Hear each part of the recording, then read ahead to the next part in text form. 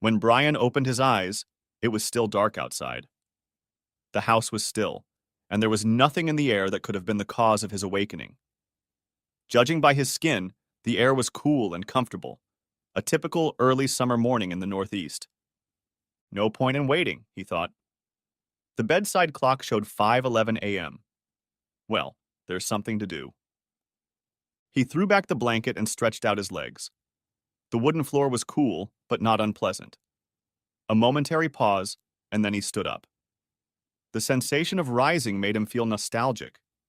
It was strange that such a thing as getting out of bed could evoke such a feeling, but it was a new day, and with it, a change in his life. Off to the bathroom. As I completed my morning ablutions, thoughts and expectations ran through my mind. What will change for me after this? And my body just moved, doing all the actions by inertia and through muscle memory. Should I get dressed? Brian decided to wear a decent shirt and pants, but nothing too flashy. It was typical of what he wore to work. Professional, but since he was often wearing a lab coat or various personal protective equipment, the suit didn't make sense. Once dressed, he went downstairs and went to the kitchen to put the kettle on. He didn't know if he had any tea. Towards 6 in the morning, he took the last of the eggs out of the refrigerator and made an omelet out of them. A lonely man's fridge was often empty, and Brian's fridge was no exception. However, he had deliberately not restocked, simply based on the uncertainty of the journey he was about to embark on. There was no point in stocking up on a bunch of food he might not need. There was so much uncertainty in all of this. But his guests weren't too generous with details. It was still another hour or so before they arrived. On the table lay a business card, black, with the name in white Gothic script on the front, Corax and Groom. He ran his finger along the edge of the card before turning it over. The lettering made his eyes ache. The back was a mirror image of the front, all white with black Gothic script. Incorrect writing. Very strange. He could have sworn it had said something different last time. But the misspelling made him chuckle. There was no contact information. There was no address or any other information about the band. Actually, the card itself was probably the least strange part of how this whole chain of events had started. Next chapter. A few months ago, at 9 o'clock on a Wednesday evening, Brian was sitting in the Yard Arm pub near the waterfront with a mug of beer in his hand. Not to say he was a regular, but the other regulars at the Yard Arm could tell the day of the week by what drink Brian was choosing. Long neck domestic beer was the sign of Wednesday. Friday, bourbon and water. Saturday, a full glass of Shiraz. For him, it was a little tokenism to dilute the monotony of heavy drinking. If he drank the same thing every night, it would be too easy to call him a drunkard. As it was, he was just eccentric. Not that he had anywhere to go or anyone to go with. No, Kristen took care of that, and took care of it very efficiently. So it was either the Yard Arm and Mitch behind the bar and whoever was there that night, or the house staring at the walls and drinking himself into oblivion. He decided that if he was going crazy, he'd rather do it in company. The bar staff was used to the pleas of lonely hearts, to their heart-wrenching stories as if they were speaking to a jury. More often than not, the storyteller was the aggrieved party and just wanted their complaints heard and validated. Sometimes it was the guilty party seeking absolution. Brian's story was unknown. He simply politely declined to talk about why he was there so often. The closest answer to a question about his past was the phrase, "If you can't say anything nice, don't say anything at all." He was polite and cordial to the yard staff, and they looked at him warmly, sympathetically, but also with some sadness. He did not shy away from conversations with anyone, but he did not seek to strike up any. But in the nearly 3 years that he had been coming to the yard staff had sometimes realized from his strange look that he was ill. Nothing special in conversation or demeanor, but in the way he looked or focused his attention at certain moments. Something like a sense of longing in his gaze, from which you could tell he had once had something and then lost it. Any staff who had worked in dive bars for any length of time had seen that look, It was a man drinking himself to death because he no longer had anything to live for. The yard was quite crowded that night. Most of the tables were occupied, but there was no group, and one could have quite reasonable conversations if one had someone to talk to. Brian sat alone, sipping his fourth mug of beer. He planned to drink 2 more before walking the 3 blocks to his second-floor apartment. He looked across the bar, somewhere in the distance, at no one or nothing. "Is this seat taken?" came a dry, squeaky voice from his right. He could sense an accent in it, something vaguely European but not quite identifiable. Coming out of his reverie, he turned and found himself at chest level with a man in a black suit and overcoat. Looking up, the face towering above him was rather long and thin. The word gaunt came to mind. A pronounced Roman nose sat between high cheekbones with sunken cheeks, all above a thin, almost lipless mouth. Dark and deep-set eyes, made up almost entirely of pupils, looked down at him. Long curly hair, probably in need of a shower, spread across his high forehead, framing the man's face to his jawline. A dark cap flaunted on his head. The man stared at Brian intently, as if the answer was vital, but he was also very still. No. Help yourself." Brian suddenly needed to look away from that face, so he looked at his mid-distance focus point again and moved the bar stool slightly away from the empty chair the stranger was aiming at. The stool creaked as he moved. "Thank you kindly." Brian nodded carelessly toward the man, but never met his dark eyes again. For such a tall man, he lowered himself easily into the seat, pulling his knees up so they were just below the overhang of the bar. The posture reminded Brian of an impatient schoolboy leaning forward in his chair. The hat was removed and placed on the other side of the man. The man ordered hot tea from Mitch and pulled a small coin purse from under his dark coat. The fabric of the coat rustled quietly. Brian looked away, but found his attention fully focused on his interlocutor. With his peripheral vision, Brian saw long, bony fingers carefully remove the cup from the saucer and bring it to his mouth. A quick sip, and the cup was returned. This repeated several times until he could take no more. "Funny. Why come to a pub to have a cup of tea?" asked Brian, looking straight in front of him. "Why indeed?" Brian felt the man's lips stretch across his face. He turned his head and confirmed the smirk. The man was looking the same way Brian was looking, straight ahead of him, in the middle distance. Large teeth, yellowed and smooth as tombstones in a churchyard, framed thin, pale lips. Then the man turned to look at Brian, tilting his head slightly, and his smile grew even wider, his lips stretching across the curve of his skull. It seemed like he had too many teeth in his mouth. "I suppose it's all about the company," he continued, holding Brian's gaze and lifting his teacup to take another sip. "Maybe the conversation. If the conversation happens." Mitch approached with the renewed tea. "Thank you, sir," the man added cheerfully. He pulled a rough bronze coin with an amusing design from his wallet and swiped it across the bar. The movement was graceful and sly, like sleight of hand. The head turned to Brian again. "That interests you, A conversation?" Brian felt drawn to the man, and the dialogue began, almost reluctantly. Okay." Awkwardly. As if not knowing where to begin, he forced himself to turn in his seat toward the tall man. "I'm Brian. Brian Wally." Large, dark pores on the man's cheeks and jaw gave away his permanent 5 o'clock shadow. "Hello, Brian Wally.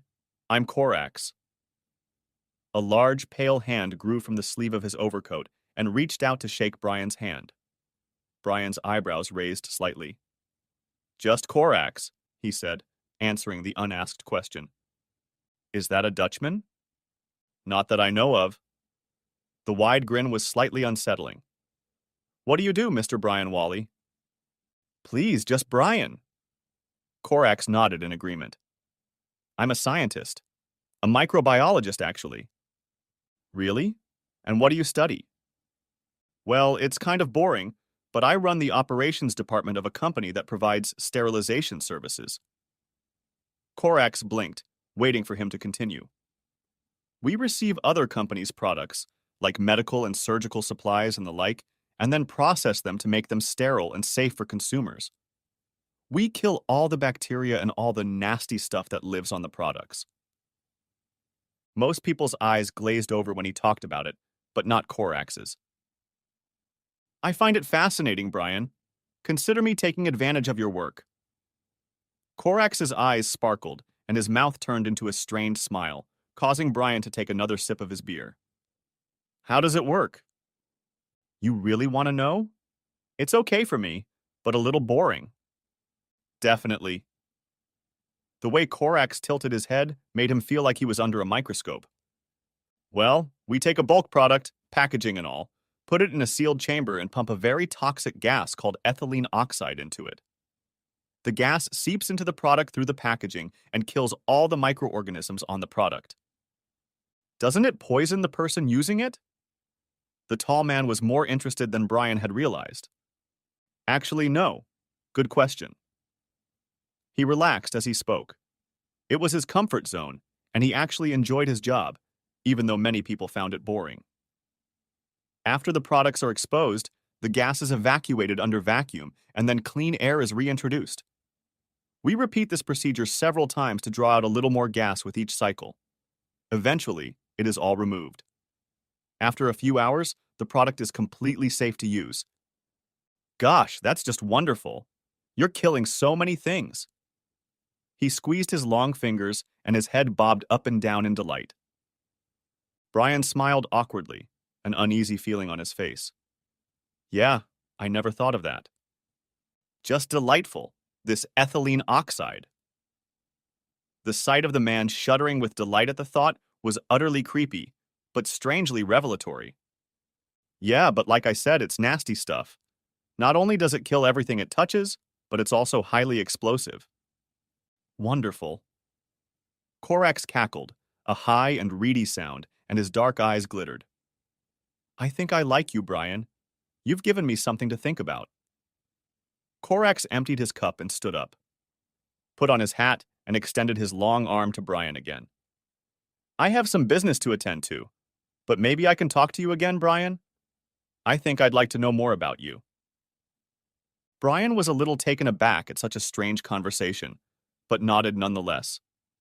Despite this man's unusual appearance and odd behavior, there was something honest and attractive about him. He didn't seem malicious, he was just different. Plus, he diluted the monotony of sitting alone and slowly poisoning himself. Sure, I'm here regularly. And he smiled genuinely for the first time. Of course you're here. Korax nodded and headed for the door. He noticed that Korax had to duck his head as he walked out the door. He also noticed the other guests looking after the tall, strange man as he left. Mitch walked over and cleaned the teacup and saucer while picking up the change.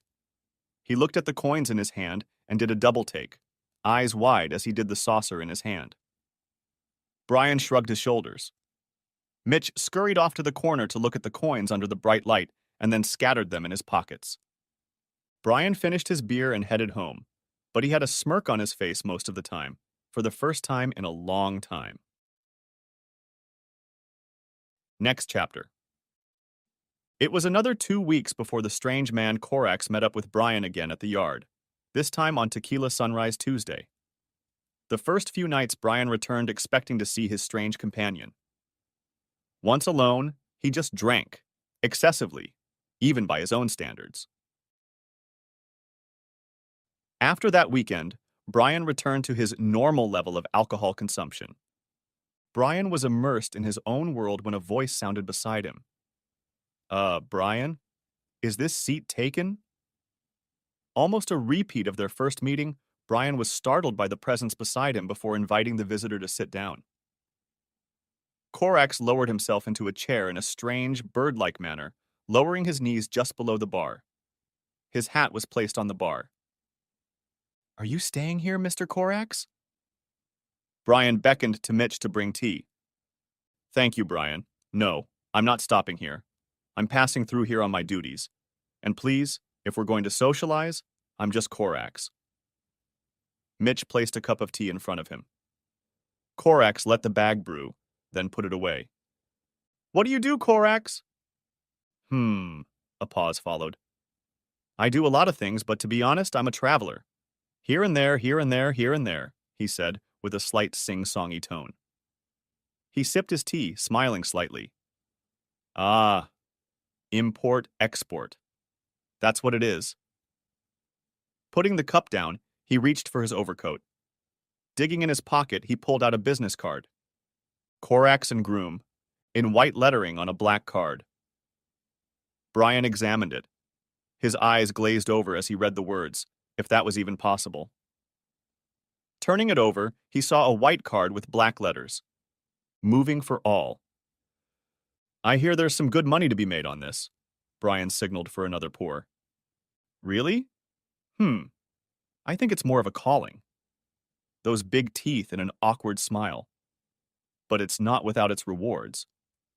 Who's Groom? Ah, Groom is my partner.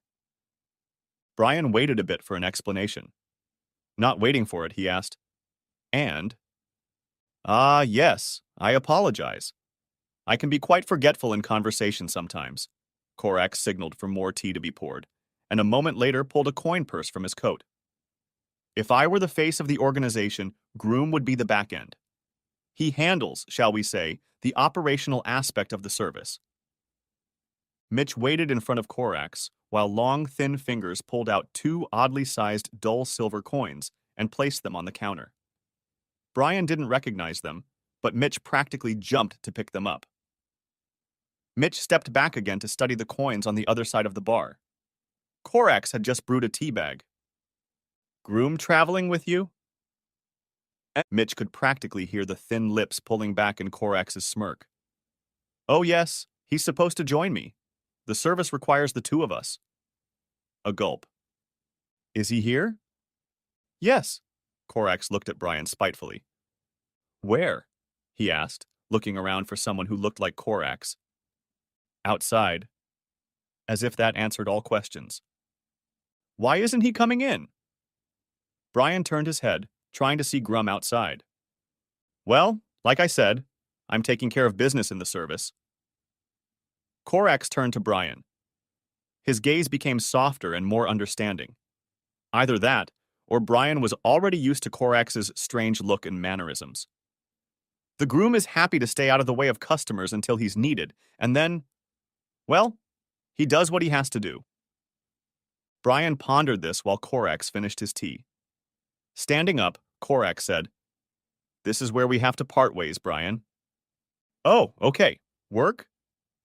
Yes, my duties are constant. Never busy and all that. Korax gestured with a raised index finger, as if reciting his business motto.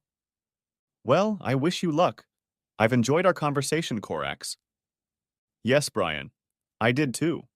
I'll be there earlier this time, assuming I plan it right, of course. And I usually do. I hope to talk to you again in the meantime. He nodded to Mitch, who immediately stopped by to see if there was anything else he could do to help Korax. Great, Brian saluted the receding figure with his empty Collins glass. Give my regards to Mr. Groom. Korax turned around. A pause. Done, he said with a nod. That's very kind since he doesn't get to meet people as often as I do. Thank you, Brian. You're welcome. And with those words, the tall figure ducked under the doorframe and out the door, disappearing into the night.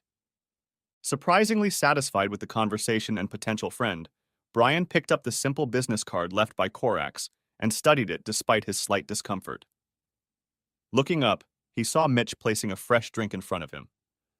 On the house, Mitch grinned. Just keep bringing your friend here. Brian wanted to ask, but decided he'd better not. Gift horses and all that. By the end of the night, Brian could barely walk and collapsed right in front of his apartment door. He woke up with a sour stomach and a sore head, but still made it to work on time. Damn tequila. Next chapter. It was a week before Korax showed up at the yard and took a seat next to Brian after being invited in. How you doing, Korax? Mitch brought a teacup with a small teapot for brewing, which separately held loose tea leaves and boiling water. Was this a highlight? A unique set of services for infrequent customers? Brian looked at Mitch, puzzled as to where the new level of service had come from. Mitch was only paying attention to the long, lean figure of his companion. The bartender's gaze followed a hand reaching into his coat pocket, into his wallet. This time, a dull, oddly shaped coin lay on the counter, tarnished, golden in places, which Mitch took immediately, thanking him as he left. Pretty busy, but I happened to be in the neighborhood, and my colleague Grum reminded me that he sends his regards, so here I am. Please thank him for me. A nod and a smirk indicated that he would. It would be my pleasure. Listen, you seem to be here quite often. Is that right? Brian nodded. Is there any reason for that? Shouldn't a man like you be with family? Brian froze under his intense gaze for a moment, contemplating whether to discuss the subject. In all the years he had come to the yard, he had never discussed why he was here, why he was slowly drinking himself to death, or why he would never be with a woman again. But there was a uniqueness to Korax in that thought. This was a man who was completely outside of Brian's world. If he revealed his story, Korax wouldn't be able to repeat it to anyone else. Brian's embarrassment and shame would not be shared with his coworkers or anyone else. The very nature of the story was a burden. Carrying something so poisonous to him without being able to get rid of it was torture in itself. Thinking this over, he decided to tell his interlocutor something he hadn't talked about with anyone in years. No family, no wife. He took a sip, preparing himself for the unpleasant task ahead. At least there's no wife now. It's a short story. Korax tilted his head and leaned forward with genuine interest. I have time to spare, and it seems you have a story to tell. Please continue. I will be a patient listener. Next chapter. I met Kristen at work about 20 years ago. I lived on the other side of the country and was a staff microbiologist at another sterilization company where I did lab work and provided customers with test results. During a performance review, the operations manager promoted me from lab to shift supervisor. This meant an increase in pay and more responsibility. I gladly accepted. Things were going well at the plant and our business was expanding, so one of my first jobs was to work with my boss, the plant manager, to expand production. I was single, and although I dated occasionally, I was very career-focused, so serious relationships just didn't exist for me. The first project I got involved in was that the company needed to add new sterilization chambers and hire additional staff to handle the workload. The sterilization process itself is very dangerous because ethylene oxide gas is highly toxic and explosive, so building a new facility was a nightmare of permits, bureaucracy, and safety inspections. But over time, with a lot of effort, we built the facility and hired new staff. One of the new employees was a young engineer named Kristen Urshaki. She was of average height, with fine facial features and a slender, athletic build. Nothing too big or small, everything in its place. I found her very attractive without being a model. She was hired to work directly on the floor, overseeing a process that basically involved moving a client's product into the chambers, running a specific sterilization recipe for that client, monitoring the cycle, purging the product of gas, and retrieving the product for shipment to the client. To be a woman on any engineering team is to draw attention to yourself. STEM fields are male-dominated, and women, while not rare as hen's teeth, were a fairly rare commodity. In addition to being attractive, she was a solid engineer. She had spent 3 years in industrial processes before joining us, so she already had the confidence and general industry intelligence that many graduates lacked. This meant she wasn't easily intimidated by men taking poses. She could tell them where to stick them. I liked that about her. She wasn't my direct report, but she was in my budget line, so I watched her without interfering with her career. But sometimes I couldn't resist watching. After about 3 months on the job, she found herself on the floor watching the flushing procedure. In the flushing process, residual gas is removed from the chamber by pumping out the gas, and then the chamber is filled with air or an inert gas such as nitrogen. This happens several times, with each subsequent flushing reducing the amount of poison inside. Of course, the exhaust gas must be vented to the atmosphere. To avoid killing all the neighbors, which would be bad for business, we heat the exhaust gas before it goes out, using a system called an oxidizer.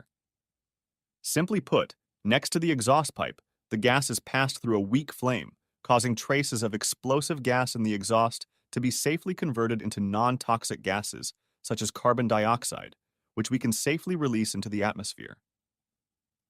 Normally, this is safe because the gas concentration was below the explosive level. But on this day, something went wrong. The night shift replaced sensors in one of the chambers and signed off on the authorization to return the equipment to service. Kristen and another engineer were on the floor checking the unit with product inside to make sure it was working properly. The replaced sensor had a faulty ground wire that shorted out after the qualification run. Long story short, Kristen and her companion had a much higher concentration of gas in the chamber than they thought, and if they did a flush, it would send it into the oxidizer. They were at ground zero next to a bomb that could destroy half the facility. If the explosion had spread to the ethylene oxide stockpile, the entire building and most of the neighborhood could have disappeared with it.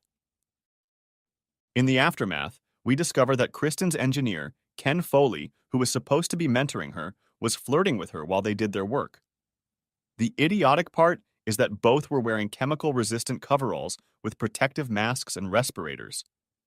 The ward doesn't allow street clothes, so it's like flirting with someone in full body armor. Nothing to see. What's the point? Save it for office hours. But it was enough to distract both of them, and they missed the malfunctioning sensor going off. Ken's unprofessionalism could have led to a major industrial accident. As luck would have it, I found myself in the control room, which is a shielded cubicle overlooking the camera area. In the CR, the data stream is much more detailed than what the engineers on the floor see, since we have information on all the cameras, not just the one Kristen and Ken were operating. I picked up a tripped sensor in their chamber, and just as Ken went to start the first flush, I hit the shutdown button and locked out the system before the gas could escape. I gasped, being the only one who realized at that moment how close we all were to actual death and destruction. It was all I could do not to wet myself on the spot. Ken entered the key into the loop again, but was locked out. He tried again, but this time the system was locked out as well. As calmly as possible, I got on speakerphone to the control room and told the two of them to leave the floor and go up to the CR for a meeting. As soon as they undressed and met me, I led them both into the conference room and repeated the events, with my hands shaking the entire time. They immediately realized how close they were to blowing up half the plant and committing suicide. I had already experienced a moment of panic in CR, and the adrenaline had finally left me. I watched in real time as Ken and Kristen experienced a moment that could have ended in ignominious death because Ken couldn't keep it in his pants.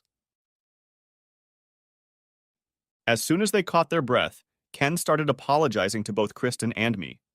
He understood. He was a good engineer and realized that the slightest misstep at the wrong time on this job could be the last one of his life. I gave them both a day off to think about it, as I didn't want two overstressed people making new mistakes. But at the same time, I knew that both would learn a lesson and become better engineers. It was an expensive lesson that I didn't want to repeat, and I didn't think of it again until almost 6 months later. The annual Christmas party was held at a local hotel and was a large enough event to mark the end of an eventful year. The company rented rooms for a few of us so we wouldn't have to drive home.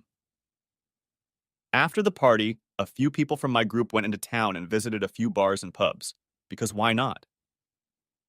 At one point, Kristen cornered me with shot glasses and started thanking me for saving her life. I really hadn't thought about it. I honestly told her I wasn't happy about what had happened, but pointed out that both she and Ken had become very reliable team members, and I expect them to do well in the future. One try led to several, and soon she and I were chatting at a separate table away from coworkers. I questioned her about Ken, asking if he was successfully chasing her. She grinned and said he was charming, but she wasn't dating coworkers. 2 hours later, we were on the bed in our hotel room. Except that wasn't the end of it. On the first Friday of the new year, I opened the door at 9 p.m. and found Kristen there. She smelled like alcohol, but she wasn't drunk. I was more than surprised at her bold act of showing up at my door uninvited. She smirked as she entered my apartment and told me that she knew I was married to my job, so she could find me at home. While this was true, I also reminded her that this could be considered a date and that I would hate for her to backtrack. She stepped close to me and ran her index finger across my sternum. I really enjoyed our Christmas party and was hoping to relive some very fond memories, she whispered. By March, we had begun an irregular FWB relationship, and although we maintained a purely platonic relationship in the office, about twice a month I made regular deposits into Kristen's bank. We kept it a secret, and as far as I knew, the office knew nothing about us. She never said if she was sleeping with anyone else, and I never asked. I made the decision to trust her based on the professionalism she displayed at work. It ended up being a mistake that doomed us. After 9 months, Ken left the company, and Kristen was promoted to fill the vacated senior engineer position. Kristen was right in that I was heavily invested in the company, and there was nothing serious for me except once or twice a month, as the company was always taking up time I could have spent on relationships. Nevertheless, I was getting more and more used to her visits, her bottomless throat, and her athletic approach to emptying my balls. Repeatedly. As usual, she took the initiative and said she wanted to break her vow and start dating me, exclusively and publicly. I coordinated this with the company's HR department, and she was removed from my authority. This was challenging for us because I had all the engineering managers under my direct reporting line, so there was a lot of opportunity for her to move around within the company. Shortly after this decision and the removal of restrictions from our relationship, she inspired me to take serious action. Privately, she rang all my bells. She fueled my romantic passion for her. We went on trips. I bought her gifts. She didn't need anything. Professionally, Kristen agreed to move into marketing and sales, which was a new field for her, and she left my influence. However, she had a good mentor who gradually brought her up to speed and used her intelligence, experience, and good looks to win over clients. She was a real triple threat, and she really enjoyed it. She grew from a supporting role to being dragged to clients for lunch, dinner, and several trade shows. Each time she came back to me voraciously and had fun with me. Nearly 18 months after that accident, I put a big sparkler on her finger and she agreed to marry me. For the first few years, marital bliss was just that. I ran the company through its first expansion and then its second. Profits grew steadily, and I received what I thought was fair recognition for my efforts in the form of stock and bonuses. Kristen's career took off as well, and soon she was being invited to work for large companies. We discussed this, and I gave her the freedom to choose her career path. She decided to leave and join a multinational conglomerate. There were so many late nights and long weekends when we hardly saw each other, like ships passing in the night. But it was worth it when we connected. We didn't have kids yet, but she just passed 30 and was talking about getting some return on investment, so she quit the pill. 2 years later, Alexa showed up. Taking on a nanny, Kristen went back to work after her vacation and continued her climb. I adored my baby girl. I spent every night with her in my arms. We were both making good money and had acquired some of the trappings of that wealth: a luxurious house in the suburbs, nice cars, and anything else Chris needed or wanted. I continued to spoil her, giving her anything she wanted. After 7 years together, Kristen brought me to the ballroom of a luxury hotel where her company was having a Christmas party. Everything was top-notch. After about 10 minutes, I heard a familiar voice. "Hi, Brian. Funny to meet you here." I turned around, and standing in front of me was Ken in a dark suit that hugged his athletic physique. It was indeed a surprise. I turned to Kristen, but she was already reaching out to hug him. Once that was done, he reached out to me, squeezing my hand tightly. "This is a surprise," I voiced my thoughts out loud. "Do you work here?" "Yes," he pointed out. I turned to Kristen again, her graceful facial features giving nothing away. I joined at the beginning of the year. I'm heading up one of the engineering groups, doing research on oxidizers. Oh, that's wonderful. Kristen didn't tell me you were here. Well, we don't work together, and she's not in engineering anymore. So I've heard, he grinned. Still a sly bastard, I thought. Chris gave me an oops smile, but didn't say anything else on the subject. Let's get something to drink, Ken said, directing us toward the bar. My antennae were on high. I played the role of dutiful spouse while so many coworkers, enough for a small phone book, came to Chris's house to congratulate her on her latest campaign. I had met many of them at past parties, but Chris's recent successes had made her more prominent in the company, and this was clearly her night to shine. I took it calmly, after all. The hours away from home had paid off, and she was ready for a real takeoff. Ken appeared and disappeared from the groups around us, occasionally dropping in on me to have a word or two. Apparently, he had worked for several chemical companies in the area before joining this company. He was trying to get information out of me about how we were using oxidizers in the various new designs we were working on. I wasn't about to fill him in on the details of some of the designs we were working on. We sat down at the table for dinner, and Chris was really on her own. Not only was she the center of attention at our table, but several people came up to her to say hello and try to strike up a conversation with her. She told me she was a little surprised at all the attention. I assured her that I was proud of her. After dinner, there was a sprinkling of calls for Chris to give her time, both on the dance floor and while discussing new projects. Several times she pulled away from me, throwing me looks like, "I'm sorry, what can I do?" But I just waved and let her go. Ken continued to flutter around, taking various women to the dance floor where he moved confidently. Chris would come back and pull away again, sighing. At one point, she insisted on being left for a few minutes with her husband. The petitioner pulled away, apologizing. "I'm sorry, honey," she said, overlapping the noise of the orchestra. "I really wasn't expecting this, but at the same time I'm pleased to be recognized." "Don't worry, sweetheart. Alexa and I are proud of you." She smelled of alcohol and sweat. "I'll do it with you upstairs later," she grinned.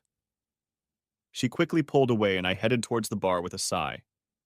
I was done drinking, as I didn't want to lose control of myself, and I wanted to be able to perform. I was 10 years older than Chris, so if I wanted to keep up with her Olympic desire, I needed to plan ahead. I lost sight of her for about 20 minutes, but found myself involved in a conversation with a microbiology department head I knew from several professional organizations. He and I chatted in a more social setting, as we were both of the opinion that store talk was best left for business hours. We were making plans to meet for a drink when Chris slipped in beside me, a little out of breath. "There you are," she said, hugging me from behind. "I'm tired of all this shit. Don't you want to make baby number 2 upstairs?" "Looks like our reunion will have to wait," my coworker said. Laughing, I wished my coworker a Merry Christmas and made plans to reunite in the new year. In the elevator ride up to our room, Chris was all over me. I could smell cigarette smoke and something else underneath besides booze and sweat. I put it off for later. But true to her word, Chris didn't let me rest until I had emptied my balls into her dripping saliva 3 times and leisurely drank a 4th before breakfast. Chris was very convincing. She announced in February that she was expecting a baby, and in early September, our son Henley was born. It was Chris's show again at this party. Not as brazen as last year, but this year Chris seems to have bought into her own press clippings. Last year's demure Chris was replaced by an overbearing and arrogant version, looking every bit like the grade A bitch she was dressed as. Several times she left me to myself for 10 minutes or more while she met with important people. Worse was when she blatantly ignored me when I was around her. Ken showed up at this year's party and seemed to be getting much closer to Chris. Something was definitely not right. The dinner was a mess. More and more important people walked by, and Chris hardly talked to me or ate any of her food. During the dancing, I got the one and only pity dance, while she was out on the parquet with Ken most of the time. I couldn't even cut in as they'd move aside when they saw me. That shit was too much. I left the bitch there and went home. There I looked in on each of my sleeping children. I loved them very much, and no matter what happened that night, I loved Chris for bringing them into this world with me. I needed to keep that in mind as I reflected on her behavior during the night's activities. I was home for about an hour before she noticed my absence, but then the calls and texts started, including one from Ken. I deleted them all and turned my phone off. Close to 2 in the morning, Chris burst through the door, screaming from the foyer about what an asshole her husband was. She quieted down, but soon was practically yelling at me again for leaving her. She looked like a sloppy drunk. If she felt that bad, I knew she was about to pass out. I dragged her to the breakfast room, which was as far away from the children's rooms as possible, so her screams wouldn't wake them up. She mocked me, talking about my manhood, how weak I was, and how this relationship had always been on her mind. I listened as she talked about what she was doing for me, and how she already had a line of men lined up wanting to be with her tonight. I was there. I could see it. I kept my mouth shut on purpose, knowing she'd get tired of drinking and it would all be over soon and I'd carry her to bed. But then she started talking about Ken and how wonderful he was, how good he was to her, and how things could have been different if she had chosen him over me almost 10 years ago. It hurt, and there was something about it that always bothered me. I knew she was ranting. I knew she was drunk and trying to hurt me, but there was always something about Ken that kept me going. Mentally, I was also waiting for her to start belittling me for my performance in bed. But surprisingly, that didn't happen. As was her habit, she quickly ran out of breath. Using up the last of her strength to scream, she soon slumped to the floor. I picked her up in my arms and carried her upstairs. She reeked of alcohol, sweat, and men's cologne, no doubt from her dancing. I took off her shoes and put her on the bed. I didn't undress her. That would take effort, and frankly, I was tired, and the bitch didn't deserve that kind of effort. Let her ruin her dress by sleeping in it. Hopefully, she'd also throw up on it for extra convincing. I went to sleep in the guest room. I woke up with an excruciating morning country pain. It felt weird sleeping in a different bed. "Oh, you're awake," Chris whispered.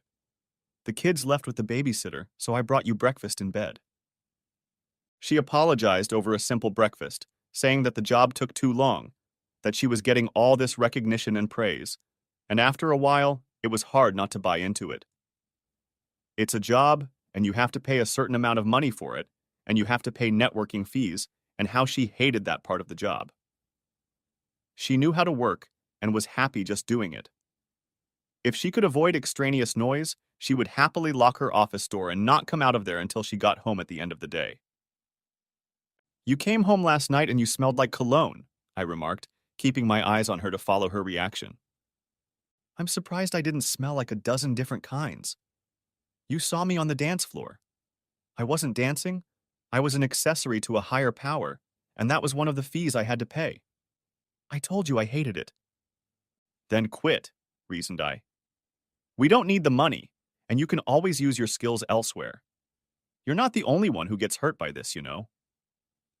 "I'm sorry it's come to this, but I'm almost at the point where it's over, where I can be free of it, and yes, probably go my own way." Her face was still as beautiful as I knew it to be, and her eyes looked up at me as she asked me to bear with her a little longer. That was enough for me. "And Ken? I have a really bad feeling about this." A little irritated. "Let me deal with him. Please." We didn't raise our voices in anger, and for the moment we had come to an agreement satisfactory enough for both of us that we could be a happy family again. But really, that was the beginning of the end. In the new year, Chris began to drift away from us, spending more and more time at the office. At least twice a week she would come in after 9 p.m., looking tired and exhausted. She would eat a few spoonfuls of food and go to bed. With me, she was tolerant, but not as loving a spouse as I expected.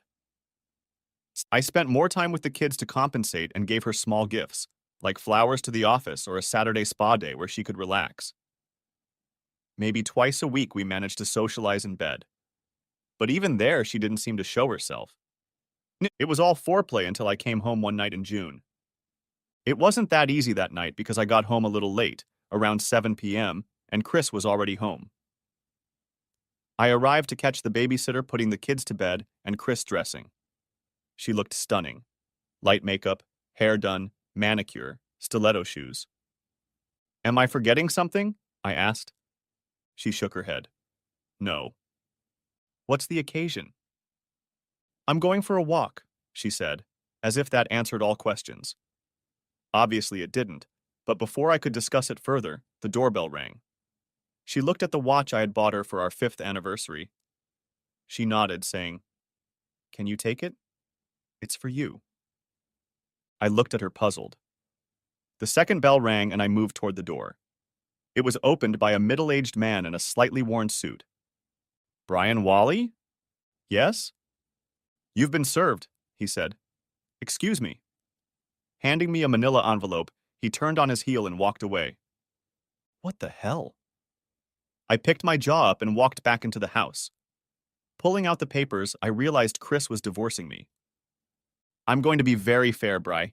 We can divide the property and you get to keep. What the hell is this, Chris? I interrupted. Some kind of sick joke? She pulled on her shoes, emphasizing her muscular legs. Her face softened and she looked sad, but not upset. Not like her heart had been ripped out of her. Not like her world was crumbling around her. It was all on my conscience. This was my night. How to realize that the life you knew was a lie. I'm sorry, Brian. She clenched her hands into fists, but that was just the limit of what she was feeling. I'm really sorry, but we've had our way, and this is what's best for everyone. How? How is it best for me? How am I supposed to accept this? I was on the verge of hysterics. Tears were flowing freely, and my heart was pounding in my chest. My thoughts were so scattered that I could barely form a coherent sentence. My wife, my love, was gone. While I was panicking, the doorbell rang again. Chris motioned for him, and I tried in vain to wipe the tears from my face, but there were more and more of them. And the snot coming out of my nose made me feel like a preschooler. From the foyer came the soft voices of a man and Chris. I turned around. Sure enough. Ken was in one of his custom-made suits, kissing my wife on the cheek. I'm sorry, Brian, he said. It's just the way it is. Again, as if that explained everything. Closing the door, Chris took his hand and led him inside. Get him out of my house! I hissed, turning up the volume until I was screaming the last word. No, Brian, I want him here. They looked at each other and then at me. Look, Brian, you didn't do anything. It's just... For how long? Sobbed I. Chris looked a little nervous. Always. What? My brain wasn't working fast enough to grasp the enormity of what I'd been told. Better just rip the blindfold off, honey, Ken said, stroking her shoulder and guiding her over to the couch where they both sat down. I was ready to snap his goddamn arm off.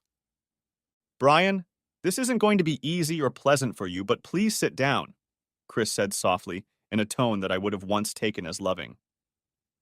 I scooted over. I always did that when I was nervous. No, I'll stand. Speak up and let's get this over with. Again, I'm sorry about this, but I need to deal with this. Brian, today is the 10th anniversary of you saving Ken and me from the explosion at the plant. None of us can thank you enough for what you did. But that day after the meeting, you sent us home. We left work, but because of the adrenaline rush and the feeling of near death, we went home together. I was so happy to be alive. We were both happy. I went home that day, tried to forget about it, and went back to work the next day. Both Ken and I felt something that day, but I figured it was just that, a one-time thing. I avoided it for a few days, but he convinced me to try it again, but without the adrenaline and everything that comes with it. This time it was even better. We sat there after that second time, both happy but at the same time sad at having come so close to losing everything. We knew we owed it to you. So we came up with a plan. I would sleep with you to repay you for saving us. We knew you liked me from all the looks you threw at me in the office. But we didn't tell you why, but that first night I let it slip. We both knew this was going to be a long-term project to pay you back, and we both plunged headfirst into it, with that silly enthusiasm of youth and the realization that we were smarter than everyone else. The more we were together, the more we realized how much we owed you, so we settled on a number. 10 years, I said, looking at the two monsters disguised as humans on my couch. They both nodded. Ken stroked her shoulder, reassuring her. I would give you 10 years of love and affection in payment for the debt we owe you. And now we have finalized our bargain and ask you to respect our desire to move on with our lives, for the good of all.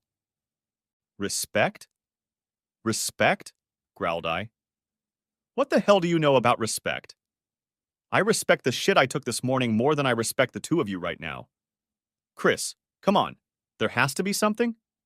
Don't you feel anything for me? Ken's hand removed from her shoulders and she straightened up. Don't be silly, Brian, she sighed. She looked at Ken and he nodded. This was all planned. Brian, She paused. We both owe you so much, and I've always had a genuine love and respect for the way you saved and provided for me. But every day for the past 10 years, I have belonged to Ken. Brian, Ken continued, grinning, we're both immensely grateful to you, but there's no point in continuing to lie. You're young enough to find someone else and start over. Alexa and Henley should be with their father. God damn it. It felt like a physical blow. I faltered, muttering, leaning on the chair for balance. I ran DNA on both of them, and they're both Ken's. Chris and I gave you a little extra to compensate for raising my kids, but it's time for me to take responsibility for my fertility. We want more, and we won't wait. I was gone. Mentally, I was out. A decade of betrayal. The shattering of my hopes for happiness and family. The deception on their part. The way the evening had been planned and executed in cold blood. It was devastating. It guaranteed that I wouldn't fight to reconcile and let them make a quick and clean exit while I cleaned up the mess in my life. Physically, I needed to leave before I did something irreversible. Walking up the stairs and into the bedroom, I put my life in my suitcases. As I heard the front door close, I realized I had a little time. I checked again what I needed and realized I had been on the move since I was told. I took a breath and sat down on the bed. Our bed, which I assume was never mine. I thought for a minute and realized that I needed to take steps to put all of this behind me as soon as possible. I called the plant manager, my attorney, and my brother, letting them know what had happened. I pulled myself together as best as I could. I had been played, and I was way behind. I got a commitment for a divorce petition, a job transfer to the other side of the country, and a person to interfere in family matters until I was healed. I packed up my car, left my wedding ring on the kitchen table, and went upstairs one last time. I spent 10 minutes looking down at each child I considered my own and my legacy.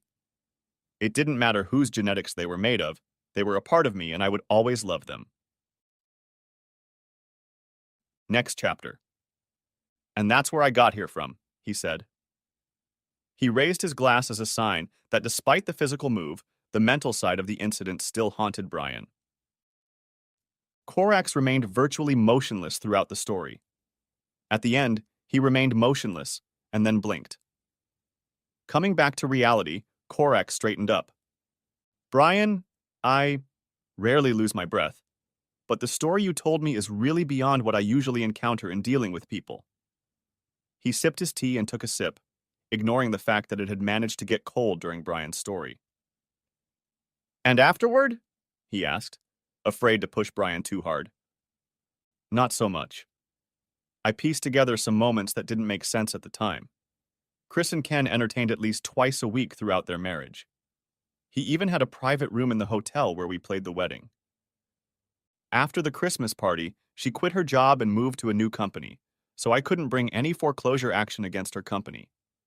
Of course, she never told me about it. Since then, I haven't spoken to or heard from the kids in almost 10 years.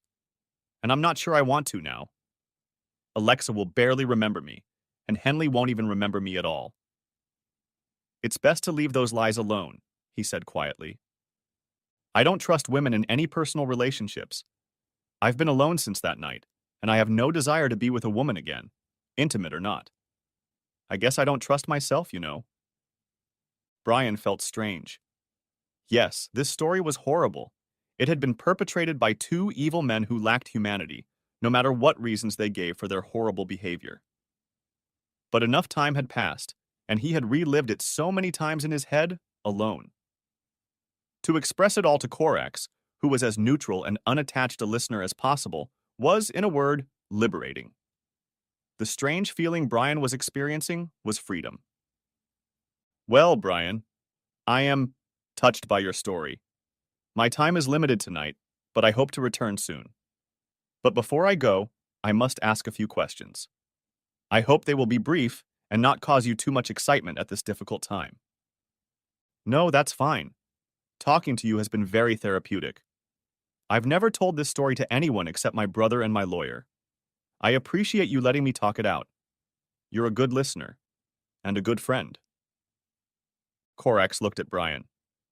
Korax tilted his head and smiled relaxedly, hiding his yellow teeth. I like that, Brian. Thank you. Brian, don't you want to see the kids again? Talk to them? If you could? Brian wasn't prepared for such a question. He paused for a moment. No. No. I don't think so. I think whatever awaits them in life is beyond me right now, except that they were innocent in this, and I hope they weren't touched by their horrible parents. I still love them and hope for the best. I understand, the tall man said. In light of events, that is a very commendable sentiment. Korax got ready to leave, and Brian wished him a safe journey and asked about Groom. The tall man turned and addressed Brian in a strange manner with his head tilted. Yes, Groom sends his regards and thanks for your concern. Would you like to meet again sometime? I have a proposition for you. Brian nodded. Sure. I'll contact you shortly with a time and place. Korax nodded and left the yard, ducking as he crossed the threshold. Next chapter. The following Friday, Brian's cell phone rang, the number untraceable. Hello? Hi, Brian. This is Korax. Groom and I are in town and we're wondering if we could meet you tonight. The thought of never giving Korax his phone number was slightly disturbing. Brian had nothing but the yard on his schedule, so he agreed and planned an early dinner. At 8 p.m. in the park, located 3 blocks from the yard and near the waterfront, Brian sat on a bench in one of the most secluded corners of the park. The streetlights overhead illuminated the scene, and Korax in his coat seemed made of shadow and darkness. Beside him in the grass lay a medium-sized dog of indistinguishable breed. It was shaggy and ungroomed, its coat mottled with shades of tan, white, and gray. Both Korax and the dog watched Brian walk toward them, but neither made a move until Brian approached. Remembering Korax's habit, Brian repeated, "May I join you?" The tall man smiled understandingly and gestured for him to sit on the bench next to him.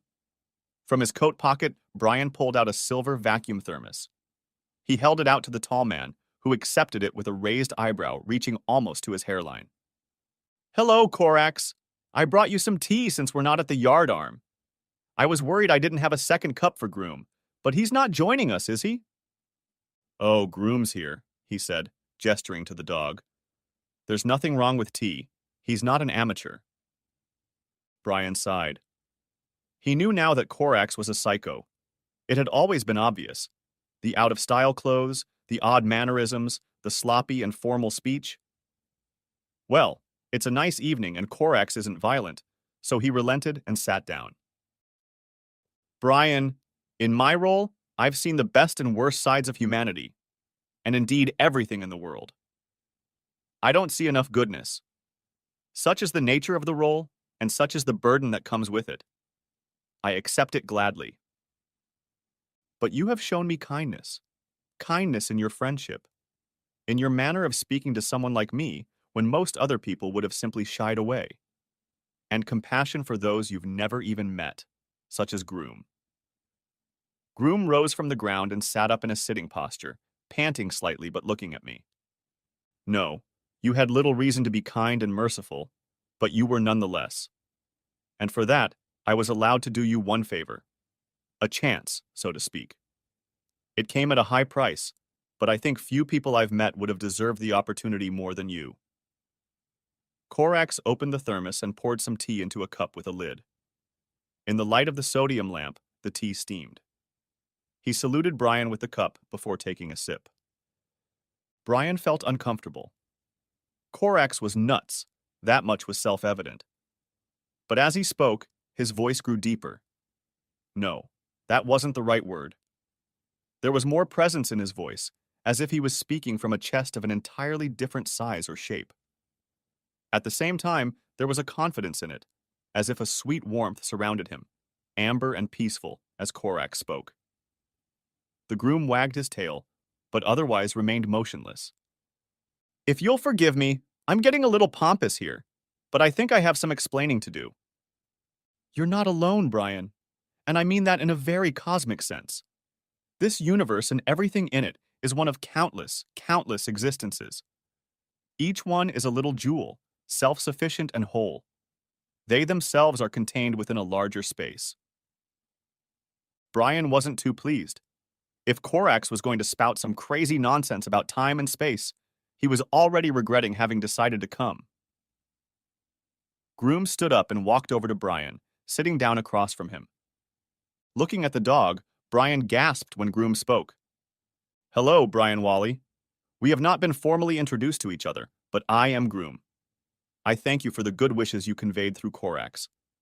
The concepts Korax is talking to you about are very important, but you may need some support to understand some of them.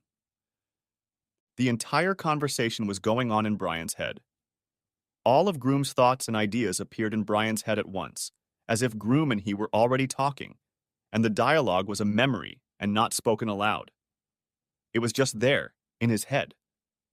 Groom was not a talking dog. Talking dogs don't exist.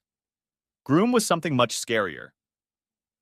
Before Brian could get a word out, something big and black flew out of Groom's mouth, followed by another and another and another, until what looked like a dozen spikes stretched Groom's upper jaw so that it was pointing skyward, completely separated from his lower jaw. Groom's canine head crawled back, the spikes slowly diverging from the center. It continued like this until the dogskin reached the obstacle. There was a small pop, and the leather and fur crawled back, exposing the knuckles in one of the spikes.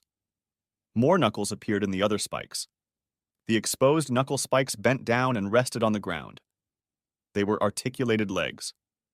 Now that Groom could keep his balance, his dogskin shed much more easily, revealing something Brian was not meant to see.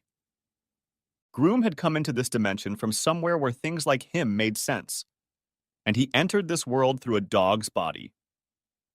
Brian's pulse pulsed in his arteries, and he wondered if Korax's madness had been passed on to him. If this was what Korax had seen, it was no wonder the guy had lost his mind. Coco Korax? He looked over to the bench and saw the man sipping his tea, watching the horrifying sight before him. Showing off. Now you see why I don't often take him out in public, was all Korax said. Brian was terrified to look at Groom's ghastly form, but at the same time, it was impossible to disobey the compulsion. Less than a yard away from Brian stood the nightmare of nightmares. Grum was black, about 10 feet tall and nearly 30 feet long, completely covered in a shiny black carapace. It was close to a praying mantis and a spider in its combination of body parts. But there were too many legs and eyes. A thorax with neck and head was topped by vibrating antennae sticking out from the top of its head. A cruel beak peered out of its mouth, from which yellowish saliva dripped beneath the enormous mass. But the more Brian looked, the less he saw. None of it made sense. Brian couldn't pick up any human features, except that some of the short legs ended in three-toed arms, bending and unbending in a complex rhythm. This only made the situation even more confusing. Panicked and speechless, Brian looked at Korax again, trying to keep on the other side of the madness. Brian Wally, I'm only showing you this to make you realize how little you understand about the things around you. You're in no danger, and you're in no danger, Grum said. All in his head again, all at once. The same Graham who was a dog again. Gone was the intense insect-like hallucination that had nearly caused Brian to empty his bladder. Groom walked over to Korax and returned to a sitting position.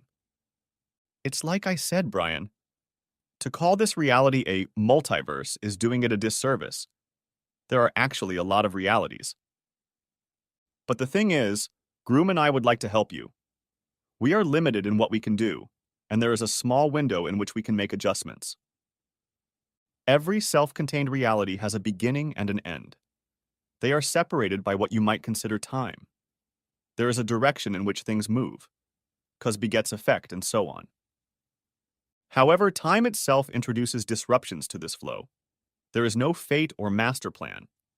Each universe evolves uniquely according to the events that occur, and time is the regulator of those events.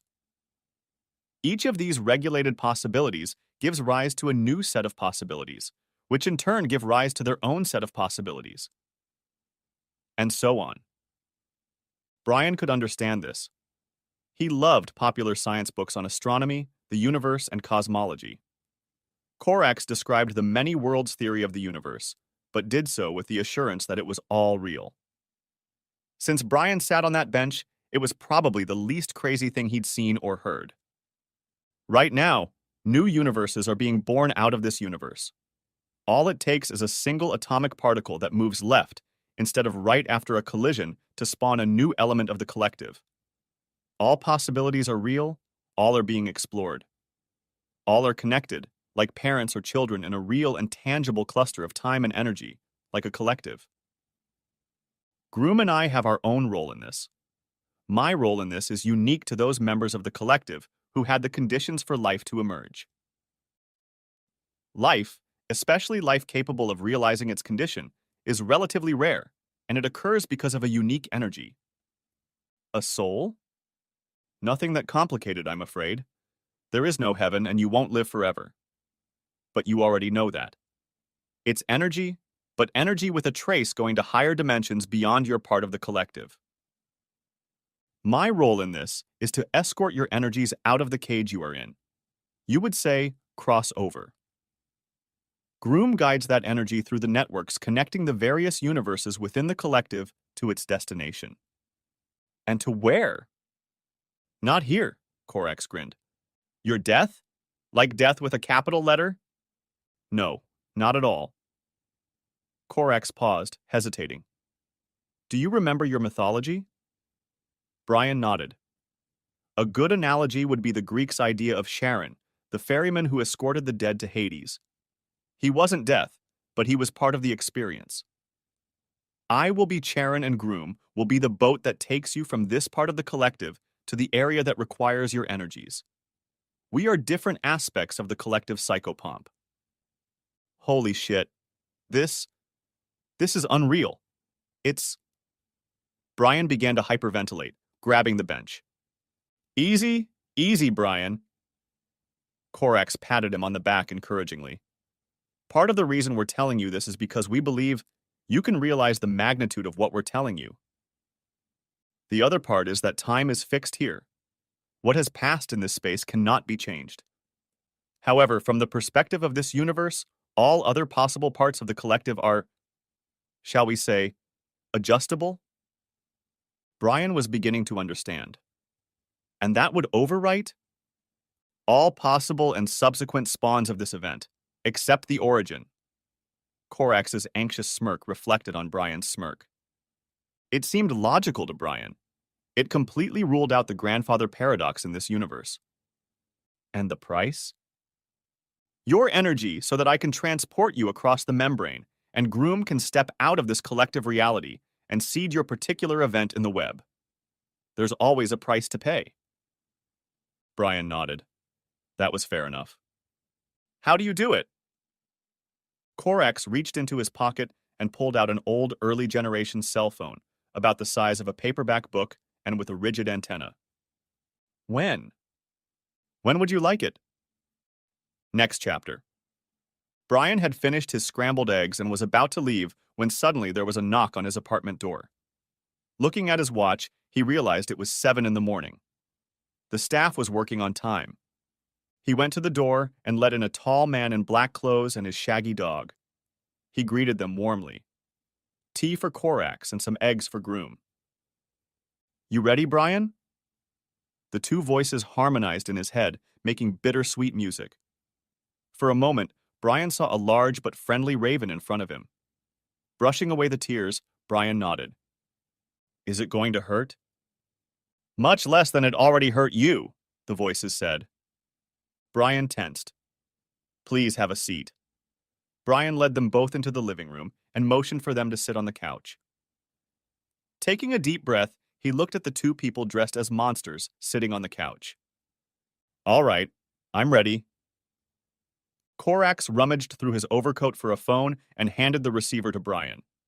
There was only one button on the phone. Boy, this technology is something. He grinned with tears in his eyes. Korax smiled softly and Groom wagged his tail. He pressed the button and waited for a response. After a short conversation, the call ended, and he handed the phone back to Korax. Thank you both so much. I'm happy to finish this. Thank you, Brian, their voices said. Be cool. They were right. It wasn't painful. Next chapter. Brian picked up the phone, angry that he was already late, but someone calling him at 7:12 on a Tuesday morning was going to make him late. Great, he muttered. Taking the handset off the wireless charger, he answered the call. Hello, he barked into the receiver. You had a crush on Paula Ventrone in high school, but you didn't tell anyone. You freaked out on prom night when she admitted she'd always wanted you to ask her out. The voice in the receiver was oddly familiar, similar to his brother's voice, but not quite the same. Older. Who the hell is that? Brian was shocked. No one knew about this. Ever. You know who it is. Call me today. Do anything but come in. Why? Don't do it. The caller then read out a series of numbers. What are these? Write them down. That's Paula Ventrone's phone number. She still wants to hear from you. And the call ended. Brian sat looking at the phone in his hand. For a minute, he looked around the room, then picked up the phone again. Sometime after lunch, Brian received another call. The caller identified himself as a member of the plant's emergency response network. There had been an explosion at the plant that had killed 2 engineers who had improperly vented air from one of the chambers. They needed him immediately, if at all possible. Brian grabbed his jacket and headed out the door. It looked like his date with Paula would have to be postponed for a day or two. The end. Thanks for watching. I hope you enjoyed it. So subscribe to my channel and watch the next video.